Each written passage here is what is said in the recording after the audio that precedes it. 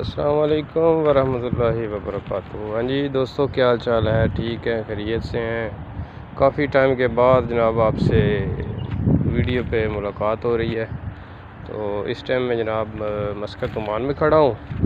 तो इधर चंद बूटियाँ नज़र आई थी, तो मैंने कहा जी चलें ये दोस्तों से शेयर कर दें। ये जनाब अभी मस्कत ओमान में खड़ा हूँ मैं। तो अभी जनाब आपको ये दो बूटियाँ मेरी नज़र में आई हैं, तो इनके बारे में आपसे कुछ तफसीलन गुफ्तगू करते हैं। ये जनाब इसको तिबी ज़ुबान में सरफूका कहते हैं, ठीक है जी। सनपख पंजाबी में कहते हैं, सरफूका कहते हैं इसको। ये देखें, इसके साथ ये फलियाँ लगी होती हैं तलवार की मानद, ठीक है जी। और इसको सरफूका कहते हैं। ये बहुत ही मुफीद बूटी है। गुर्दे वाले जो अमराज हैं उनके लिए इसका कावा इस्तेमाल होता है। और शुगर के जो पेशेंट हैं जिनका पेशाब छोटा कंट्रोल नहीं होता, उनके लिए भी ये इक्सीर है। इसको आप समझें कि इस तरह जड़ से नहीं निकालना, जड़ के ऊपर से रख के काट के इसको धूप में या खुश्क करके इसको पीस कर आप जनाब सफ़ूफ की सूरत में इसे इस्तेमाल कर सकते हैं। ये बहुत ही मुफीद चीज़ है।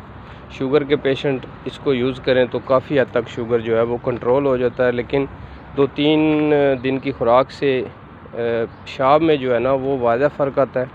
छोटा पेशाब बहुत हद तक कंट्रोल हो जाता है। तो ये ओमान में एक सरफूका बहुत मिकदार में लगा हुआ है। पाकिस्तान में भी ये रोडों के साइड पे, रोडों के सेंटर में जगह जगह लगा हुआ है। लेकिन ये ओमान में बमकाम हेल, ये इस जगह पे एक ये है। और एक दूसरी बूटी है, उसके बारे में भी आपको इंशाल्लाह मैं अभी नेक्स्ट वीडियो में तफसील से बताता हूँ।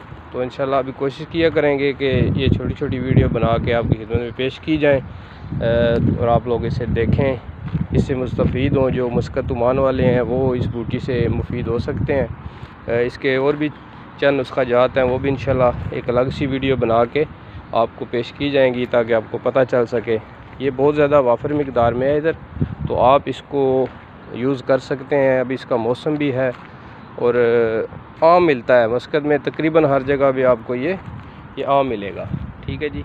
ये इसका फूल लगा हुआ है, ये फूल भी देख लें, आपको फूल भी नज़र आ रहे होंगे।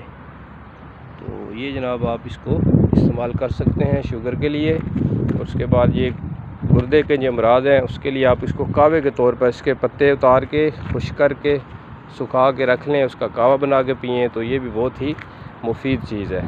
तो इंशाल्लाह नेक्स्ट वीडियो में दूसरी बूटी के बारे में आपको तफसीलन बताते हैं।